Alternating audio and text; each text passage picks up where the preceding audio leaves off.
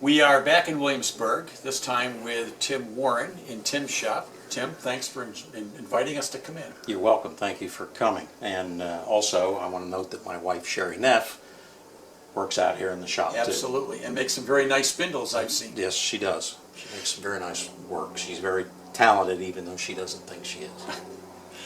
Tim joined Richmond Woodturners in 2016. His wife joined a year later in 2017. And if you were a member before COVID, you might remember that Tim was our photographer for the show and tell pieces just before we had to stop in-person meetings. That's correct. Very nice. That's correct. Tim, how long have you been turning? I started turning in 2016 after I retired from my job at Newport News Shipbuilding. The lathe I've got my hand rested on right now is actually my second lathe. My first lathe is behind Ray there, which is a Excelsior I got from, and I'll talk more about that later, but I got that from Rockler. This I got from Woodcraft, and I bought it because I wanted to do better turning and sort of kick things up a notch. And it was brand new to Woodcraft at the time I bought it. And I bought all the bells and whistles that you could get with it, which is the stand. There's an extension here that comes off that can actually go on this end. Take the cap off here and I can get 16-inch swing over the bed. And here I've got 12 inches over the bed. And I don't know what the separation here is, but... What kind of motor does it have? Do you remember how big a motor? No, I don't. And do you ever slow it down when you're turning? I don't turn at a very fast speed, and Okay. it has 3 speed ranges. And one of the things that's real interesting about this lathe is that the 3 ranges is it's 50 to 225, 325 to 1750, and 650 to 3500 are the speed ranges. But changing the speed range is really easy to do. You've got a lever here, you pull the lever, and then you can move the belt, Okay. push the lever back, and it's ready to go. Looks like it's got a fair bit of weight to it. It does. So it doesn't walk on you. No, it does not. I like the slanted tool rest down there, the tool holder. It's very handy. I don't have all my tools in there. There's some behind, but when I'm working, they're right here. They're handy. I don't have to turn around and look for anything. Another thing I like about it is this light. I can move it around, point it pretty much wherever I need it. And that's a Laguna light? That's a Laguna light. Everything here is all Laguna. This was an accessory? That was an accessory. This is an accessory. The base is an accessory. And I think all total I spent about $1,600 on the whole rig. Is it reversible? It's reversible and it's variable speed. Is there anything on it you'd want to change? Not really. I'm pretty satisfied with it. You know, this works real well. You know, for the tailstock, moving in and out. Got a nice smooth feed. There's a rack here where I can store a couple of centers. I can move the light wherever I'd like to move the light, and it's on wheels. And it's on wheels. So if I want to move it, I get a pedal over here I push down, and I can roll it somewhere. You said this was your second lathe. What was your first? My first wood lathe is the Excelsior, which is behind you there. Oh, I'd like to hear about that. And it, you know, if you're looking for a mini lathe, I think this is a great tool.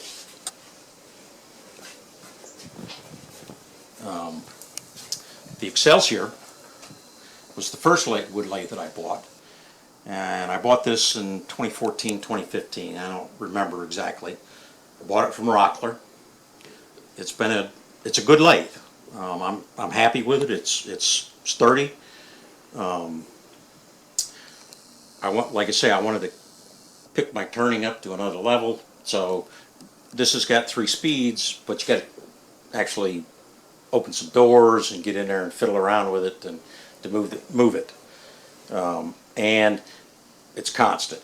whatever speed you set it on, it's a constant speed. So whereas that I can turn it down lower if I'm sanding, or I can go higher. You know, I really like the variable speed. That was one of the things that pointed me towards the Laguna, plus the size. It's probably your typical half horsepower motor. Yes, it's Might slow it down a little bit if you get aggressive. I've gotten so aggressive I've actually had it stop with the belts. Okay. So I've got a spare belt hanging on the wall over there just in case I manage to break it at some point. But it's single speed. It's in the mid-range right now. I've got Novichucks on both. I like the Novichuck.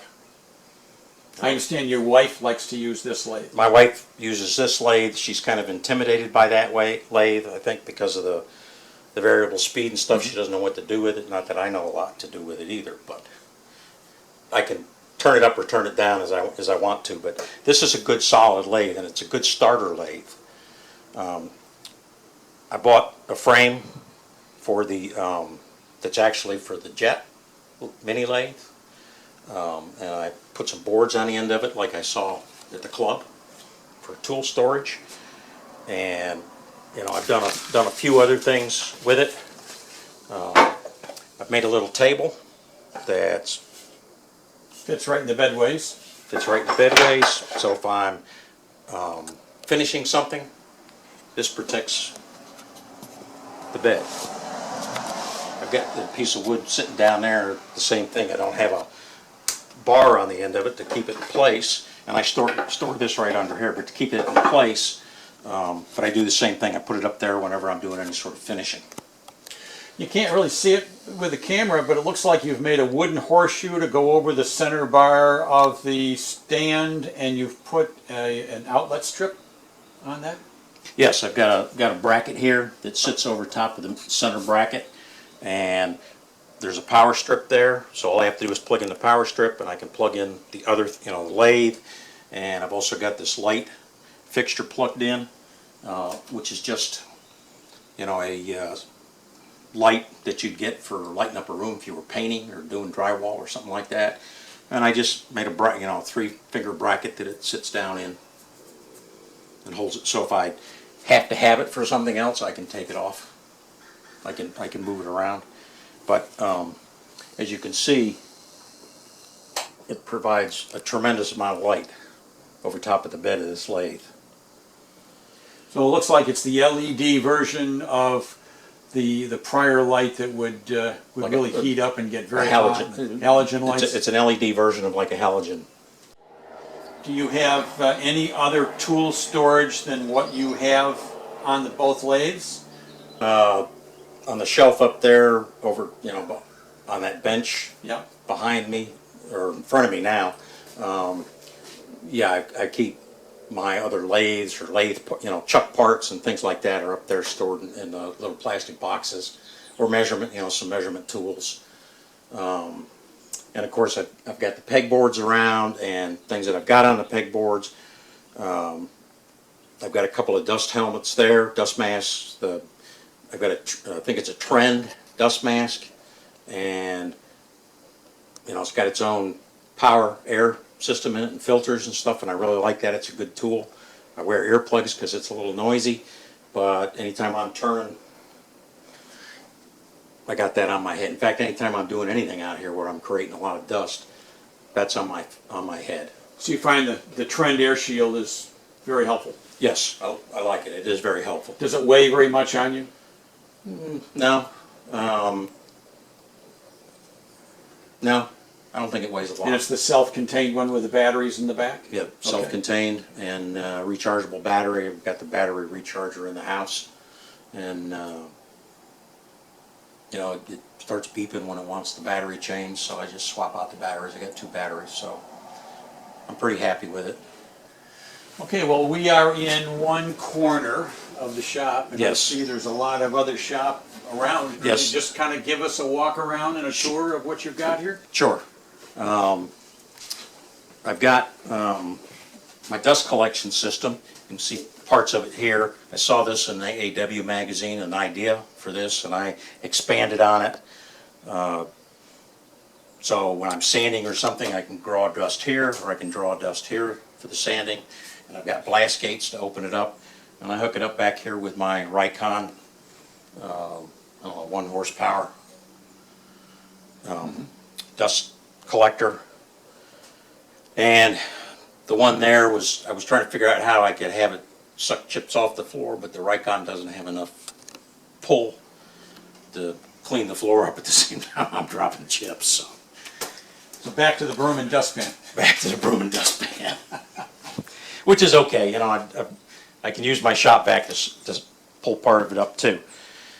Other things that I've got, I stashed the dust collector out of the way over here. My drill press, I made a table for it. I have to turn it because I don't have a lot of room, but this will expand out so I can work on a large piece to drill. And it's a, I guess what they call a benchtop variable speed Delta Shopmaster. I've had it for a while, and all of the drawers underneath, in the cabinet that's underneath, is where I keep all the drill bits and everything.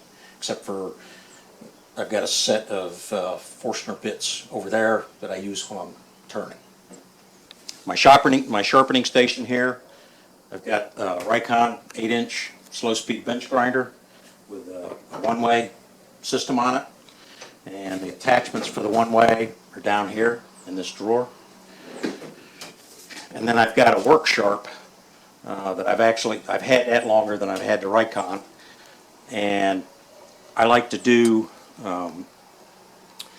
sharpening my skew on that because I don't like the concave bevel that gets ground on the Raycon. I mean, I have an attachment for doing a skew, but I just don't like that concave bevel, so I use this. And I put the skew in a one of those Veritas blade holders that you'd use for sharpening a wide plane blade, and roll it back and forth on this table, and I'm able to sharpen it up pretty well. Tim, I noticed that unlike a lot of other shops we've seen, you don't have a CBN wheel on your grinder. Do you find any difficulty in adjusting your sharpening after you true the wheel at all? No, I haven't had any problem with that. Okay. So I've got the drill press here and all of the tools, and the sharpening station here. Felt tip, light. Got a square or triangle if I want to make sure that I've got the blade square on something, and another face shield. So when you're over here working with that, you can wear that. I can wear regular safety glasses now. I had cataract surgery last year, so now I can't read anything, but I can see at a distance. Once I've got glasses on. So if I'm just doing something, The product of aging. The product of aging. So if I've got, if I'm just working on something, I can wear the safety glasses, and I always wear earplugs if I'm out here in the shop running any sort of a tool, because the stuff's noisy. Excuse me. Turn my back to the camera. From the drill press. And I've got it set up so I can hook it up to the shop vac for dust collection when I'm doing that. I've got my chop saw. I use this to cut rough lengths on stuff. Maybe some fine lengths, but dust hood on the back of it. I can hook up, I've got dust connectors on all of the major tools, so I can hook the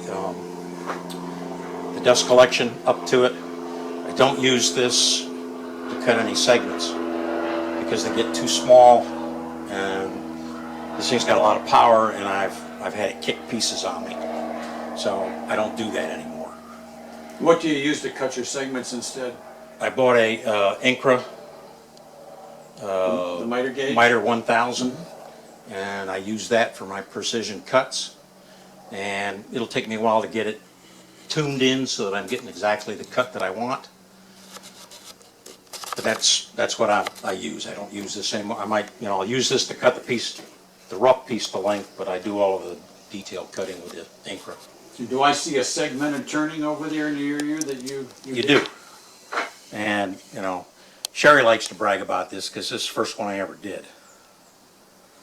And it wasn't my idea. I found it in a wood magazine, this basket weave type thing. And I made a lot of segments look like this, which are the horizontal pieces in the oak with walnut veneer on them. And then you put a vertical piece on it, and that's what the vertical pieces of the basket are. And Very then nice. the bottom is walnut, and the top is just a solid piece of walnut. So I didn't have any real hollowing tools, so this was a little interesting to try and get it satisfactory on the inside, and I didn't have anything to sand the inside with it, so that's why I bought that Sorby sanding tool. And I got a few other pieces I've done here. This little piece I won a first place at the club for new turners, and this piece here was turned completely on the Excelsior. Very nice. My little lighthouse here, I turned that on a Laguna, and the Laguna's got I can lock the spindle, so I was able to carve I could make a V groove to make the horizontal things, and then I could lock it in position. I could carve the vertical things for the brickwork.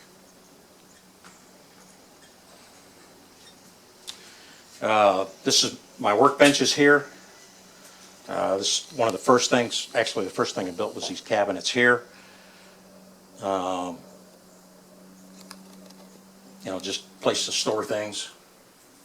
So I've got drawers, and there's a slide out in the bottom of the double doors here, and more drawers, segmented drawers.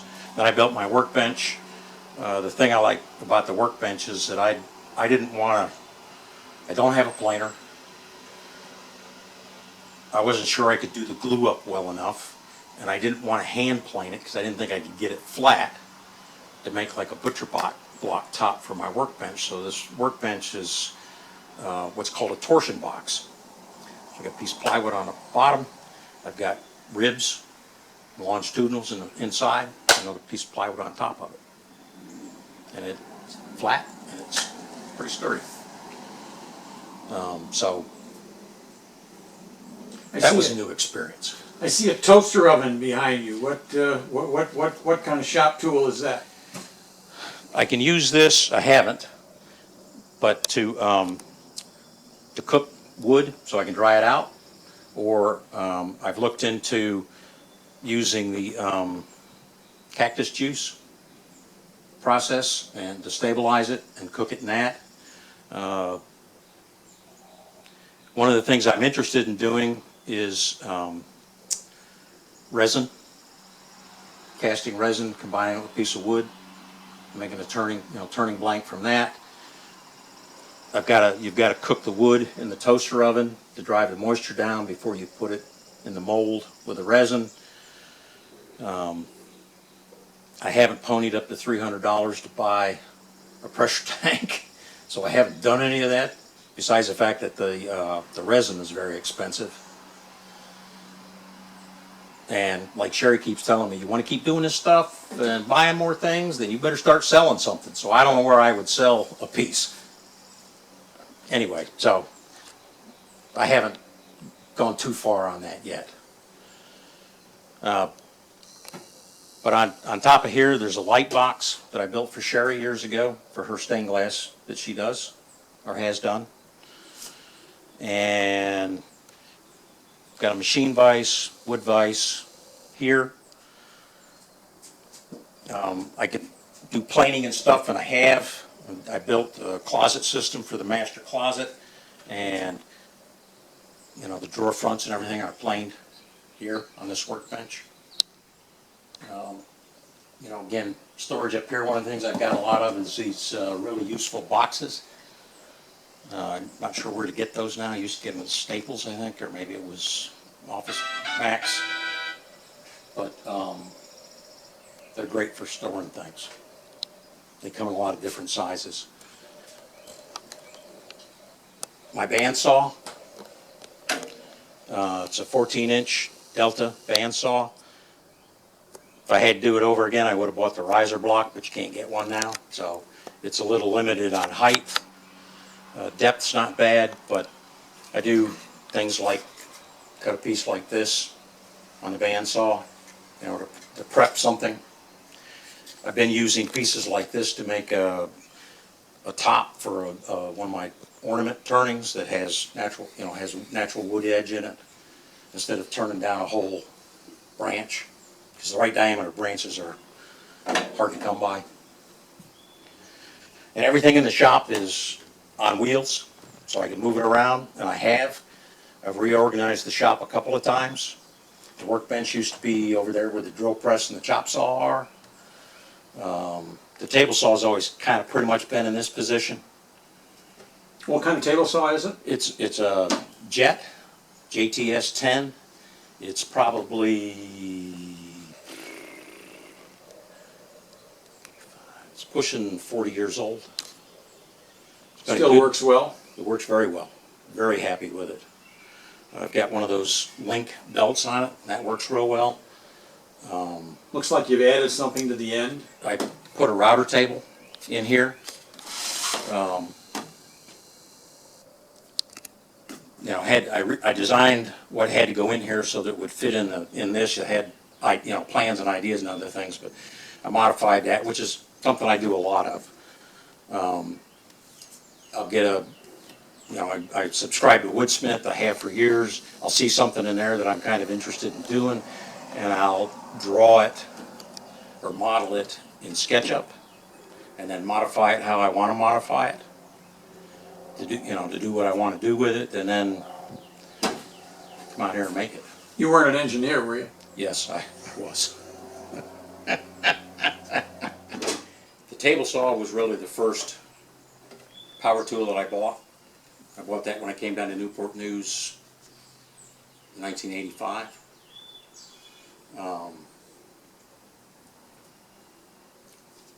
It's just been, I've used it for a lot of things. It's been a good solid workhorse. I'm real happy with it. One other thing that I've got here to show you, this was an early dust collection system, and I still use it. I hook it up, I've got a fence that I can hook to this fence, and I've got a dust pickup on it for using the router. And this plan, I think, came out of either Wordsmith or Wood Magazine, I don't remember which, but shop vac here, dust deputy here, and works pretty good. Actually keeps the filter in the shop vac pretty clean. So it works pretty good. And if I thought I had the floor space, I'd make a similar cart, and I'd hang the Rikon on it, and I'd put a cyclone on it so that I could not be sucking stuff directly into the bag like I am now. Before we were taken on this tour, you had mentioned that you've gone through a few iterations of your shop arrangement. Yes, I And have. you finally have it the way you like it. Could you tell me a little bit about that? When I started building the workbench, there wasn't any room out here for anything. I'm building pieces and setting them here and setting them there and setting them everywhere until I started putting things together. So initially, the workbench sat over here, and it was pretty convenient. I liked it because I had the light from the door.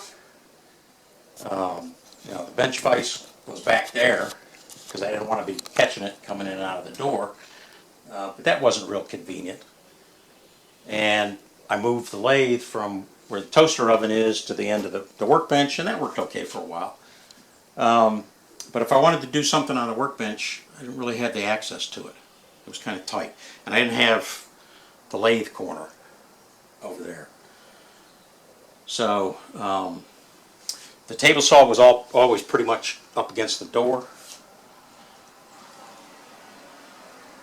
And the bandsaw actually used to be back here. The chop saw was against the wall, and the drill press, after I moved the workbench, and I moved the workbench over here. And, you know, again, I had access to it, but if Sherry wanted to come out and get some out of the freezer, that was kind of, I'm underfoot. So I moved it again. And I moved it to this configuration. The workbench is there. If I need some extra support on a piece of material, I can clear the stuff off of it, which is, you know, any flat surfaces in a shop, you set something on it. So I can clear that stuff off and I can work on a larger piece of wood. Or if I want to just work on the workbench, I could work on the workbench. I've got good light access from the front door being open, or the garage door being open rather.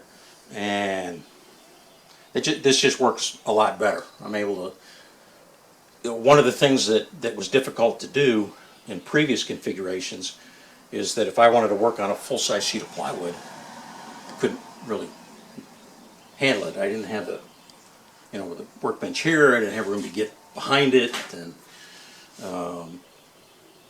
here I can clear the stuff off the workbench, clear the stuff off of here, and I can work a full sheet of plywood if I have the desire to do so. I see some flat work wood, but where's the round work wood? Well, some of it's on this workbench.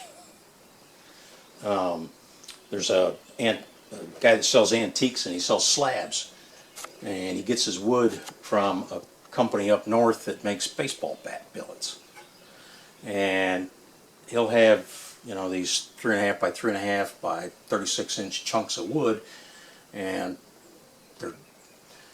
the last time I bought something and I paid like $35 a piece for the wood, and I've got walnut, I've got maple, and I've got cherry. You know, so I've got big pieces. And I don't chop them up until I'm ready to do something, because I'm always, oh shoot, I wish I had a longer piece. Any of the rough lumber I have is out behind the house underneath the deck.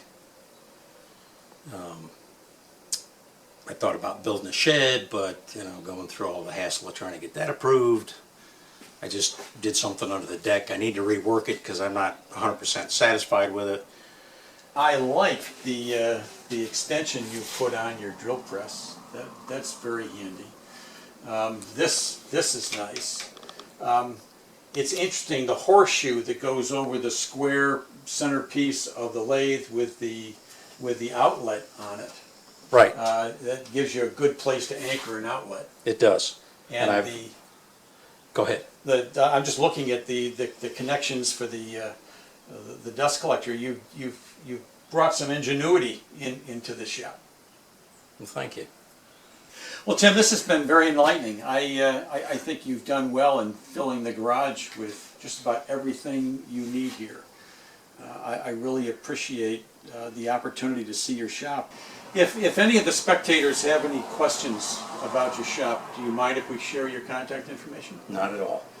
You can reach Tim at his phone. His phone number is in the roster for the club. And if you'd like to send him an email, I believe the email is tim-sherry, that's tim-sherry @cox.net. That's correct. Okay, and thank you very much for the opportunity to see your shop. You're welcome. Thank you for coming.